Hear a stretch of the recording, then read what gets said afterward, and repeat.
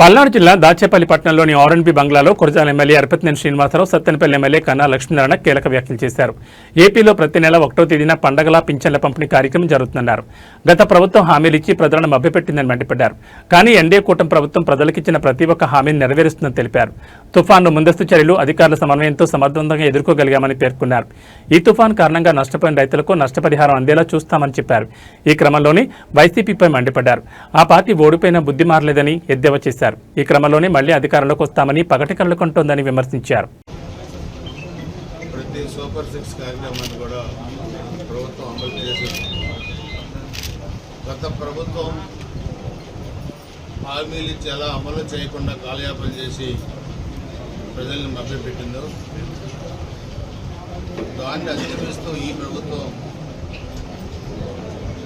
ఎన్నికల తర్వాత 4,000 రూపాయలు పెన్షన్ ఇస్తామని చెప్పి జూన్లో ప్రభుత్వం వస్తే ఏప్రిల్ నుంచే 4,000 రూపాయల పెన్షన్ అమలు చేసింది.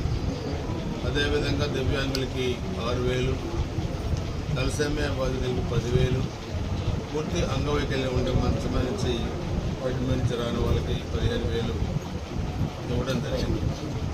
ఇది మొత్తం ఇండియా మొత్తం కూడా చూస్తే ఆర్థికంగా బలంగా ఉన్న రాష్ట్రాల్లో కూడా ఇంత పెద్ద ఎత్తున పెన్షన్లు ఇచ్చే ప్రభుత్వం ఎక్కడ ఇండియాలో లేదు.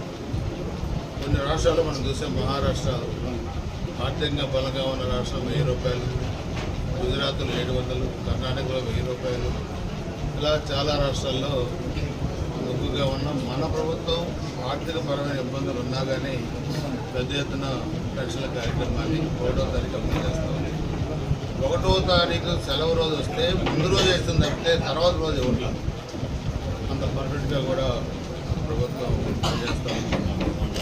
అన్ని కార్యక్రమాలు, పెన్షన్, గ్యాస్ పంపిణీ, తల్లి వందనం, అన్నదాత సుఖీభవ, స్త్రీశక్తి, అదేవిధంగా ఆటో వాళ్ళకి 15,000 రూపాయలు, ఒక కార్యక్రమం కాదు అన్ని కార్యక్రమాలు, అన్ని సంక్షేమ కార్యక్రమాలు కూడా అమలు చేస్తాం.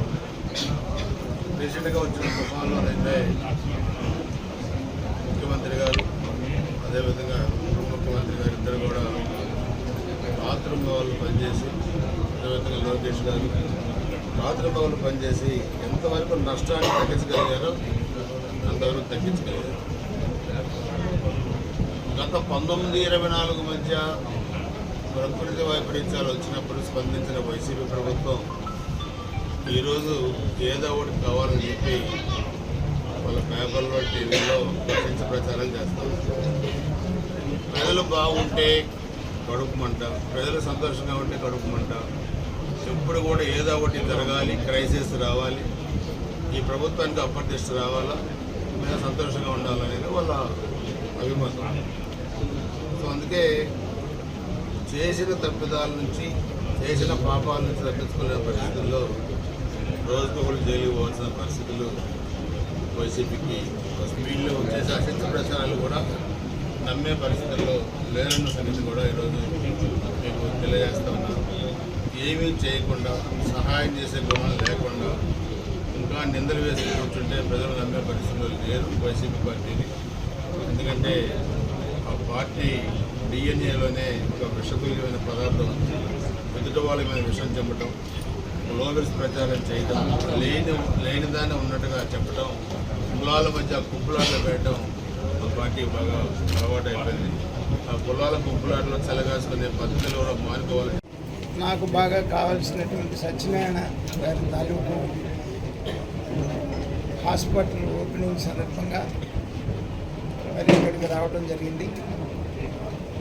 శ్రీనివాస్ గారు చెప్పినట్లు ఒక్క ఛాన్స్ అని చెప్పేసి అధికారంలోకి వచ్చి 19 నుంచి 24 వరకు కూడా అరాచక పాలన చేసినటువంటి నాయకుడు ఈ రోజున వేదాలు ఓలిస్తుంటే దెయ్యాలు వేదాలు ఓలిస్తున్నట్టుగా ఉంది. ఎందుకంటే తాను అధికారంలో ఉన్నప్పుడు ఏ వర్గాన్ని పట్టించుకున్న సందర్భం కాదు. రాష్ట్రంలో అన్ని వ్యవస్థలు చిన్నాభిన్నమైపోయినటువంటి పరిస్థితి. 5 సంవత్సరాలు చేసింది ఏంటంటే పోలీస్ కేసులు పెట్టడం తప్ప ఈ రాష్ట్రంలో చేసినటువంటి అభివృద్ధి చేసినటువంటి పరిస్థితి కాదు.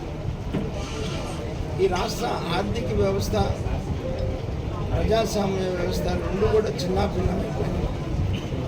ఇవాళ మరి ఎన్డీఏ కూటమి ఎంతో అనుభవం కలిగినటువంటి నాయకులు చంద్రబాబు నాయుడు గారి నాయకత్వంలో, కేంద్రంలో మోడీ గారు, రాష్ట్రంలో చంద్రబాబు నాయుడు గారు ఇద్దరు డబుల్ ఇంజిన్ సర్కారు నేతృత్వంలో రాష్ట్రం అభివృద్ధి ఎంతో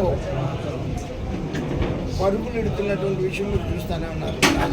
రాజధాని కానీ, అలాగే పోలవరం కానీ, అలాగే ఈ రాష్ట్రంలో ఉన్నటువంటి రోడ్లు కానీ, అలాగే లా అండ్ ఆర్డర్ విషయంలో కానీ మరి ఈ రాష్ట్రం ముందుకెళ్తున్నటువంటి పంట. అట్లాగే ఈ రాష్ట్ర పరిశ్రమలు మేజర్గా మరి వాళ్ళ ప్రపంచం అంతా కూడా మరి విస్తుపోయేలాగా గూగుల్ విశాఖపట్నానికి మరి తీసుకురావడం అనేటువంటిది మరి లోకేష్ గారి ఎంతో ప్రయత్నం చేస్తున్నారు ఈ రాష్ట్రానికి పరిశ్రమలు తీసుకురావడానికి. ఎందుకంటే ఎన్నికలప్పుడు 20 లక్షల ఉద్యోగాలు ఇస్తామని ప్రామిస్ చేశారు. ఇవాళ చంద్రబాబు నాయుడు గారి మీద, లోకేష్ గారి మీద ఉన్నటువంటి నమ్మకంతో రాష్ట్రానికి అనేక పరిశ్రమలు వస్తూ ఉన్నాయి. ఉద్యోగ అవకాశాల కల్పన కూడా ఇప్పుడు జరుగుతూ ఉన్నటువంటి పరిస్థితి కనబడతా ఉంది. టీఎస్సీ కానీ ప్రభుత్వం వచ్చిన తర్వాత మరి మన సూపర్ 6 కార్యక్రమాలు ఏదైతే ప్రజలకు ఇచ్చామో 90% హామీలు అమలు చేశాం. ఇవాళ అందరం పెన్షన్స్ ఇచ్చి వస్తున్నాం. మేము సత్తెనపల్లి 1వ తారీఖు మరి పెన్షన్స్ ఇస్తా ఉన్నాం. పక్క కలెక్టర్ గారు కూడా ఇవాళ నానిపాడులో, ఇరుకుపాలెంలో అలా ఇవాళ కలెక్టర్ గారు కూడా పెన్షన్స్ ఇవ్వడం జరుగుతుంది. అట్లా అధికారులు కూడా 1వ తారీఖు కల్లా